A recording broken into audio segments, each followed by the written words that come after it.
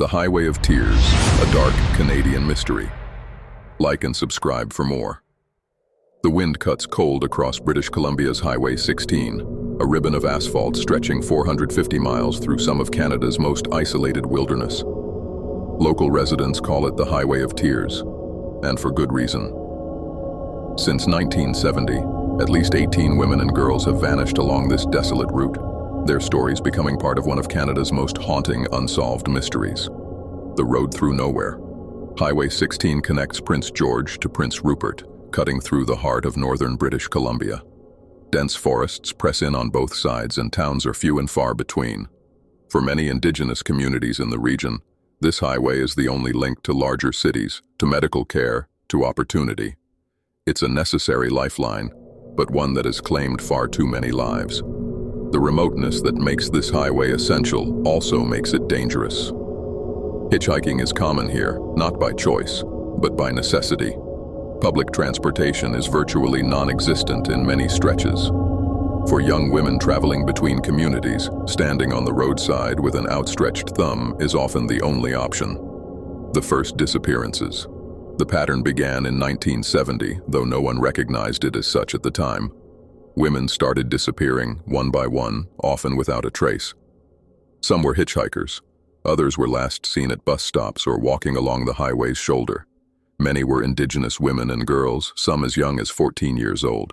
Monica Ignace, Alberta Williams, Gail Ways. These were among the first names, but not the last. Each disappearance was treated as an isolated incident. Families pleaded for help, but their voices seemed to echo into silence. The vastness of the wilderness swallowed evidence, and investigations stalled. As the decades passed, the list grew longer. Ramona Wilson, age 16, disappeared in 1994. Her body was found a year later near the Smithers Airport. Roxanne Thiara, just 15, vanished in 1994 and was found dead months later. Tamara Chipman, age 22, was last seen in 2005. Her remains weren't discovered until 2017. A community's grief. For the families left behind, the Highway of Tears represents an unbearable loss compounded by frustration. Many felt their loved ones' cases weren't given adequate attention, particularly when the victims were Indigenous women.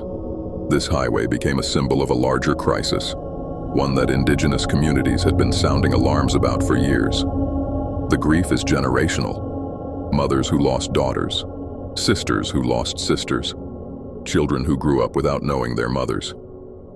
Each marker along Highway 16 tells a story of someone loved, someone missed, someone who deserved better. Local Indigenous communities organized search parties, posted flyers, and held vigils. They created awareness campaigns and demanded action from authorities. The Carrier-Sikani Tribal Council worked tirelessly to bring attention to the crisis, insisting that these were not random tragedies but part of a disturbing pattern. The investigation awakens.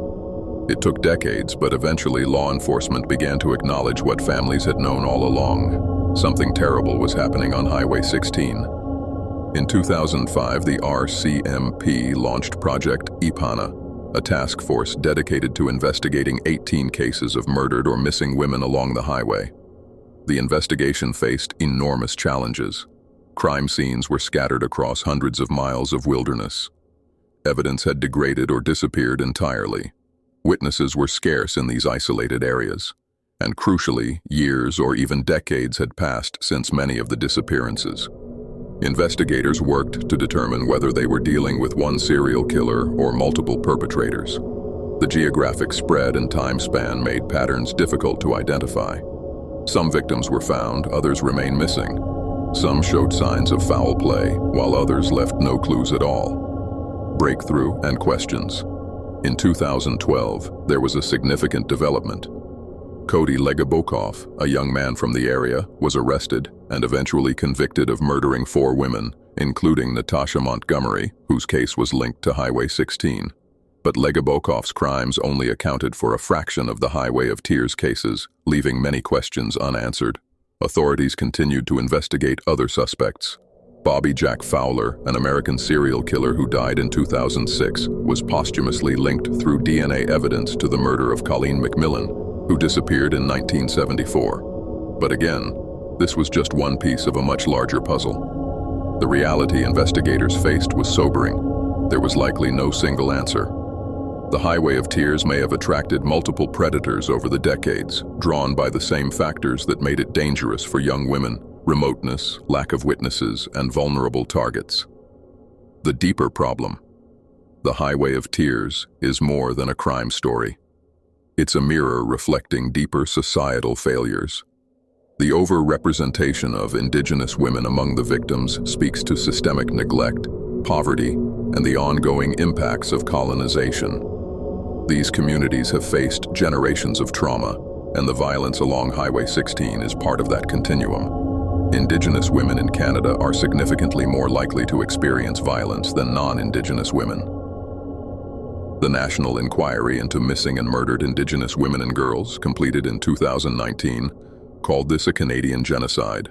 The Highway of Tears became one of the most visible symbols of this crisis. The lack of public transportation and economic opportunities in remote areas forced vulnerable people into dangerous situations. Young women had to hitchhike, not because they wanted to, but because they had no alternative. This wasn't about poor choices. It was about impossible circumstances, changes, and hope. The tragedy of Highway 16 has sparked some changes. In 2017, a bus service was established along portions of the highway, providing safer transportation options for communities. Awareness campaigns continue to educate about the dangers and advocate for the missing. Memorials dot the highway now. Markers bearing names, photographs, and flowers remind travelers that each victim was a person with dreams, families, and futures stolen from them.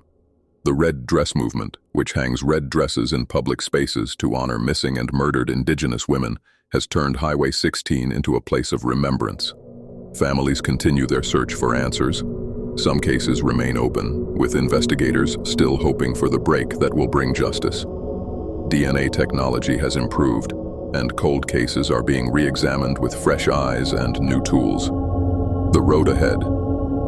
Today, Highway 16 still stretches through British Columbia's wilderness, beautiful and dangerous in equal measure. The name Highway of Tears serves as both a warning and a memorial, a reminder that we must do better. The women and girls who disappeared along this road deserve to be remembered not just as victims, but as daughters, sisters, mothers, and friends. Their stories demand that we confront uncomfortable truths about violence, inequality, and whose lives society values. As long as cases remain unsolved, as long as families seek answers, the Highway of Tears will continue to haunt Canada's conscience. It stands as a call to action, to protect the vulnerable, to listen to marginalized communities, and to ensure that no more names are added to this tragic list. The highway still runs through the wilderness, but now it carries more than just travelers. It carries memories, grief, determination, and hope that one day all the missing will be found, and all the lost will be mourned as they deserve. Like and subscribe for more.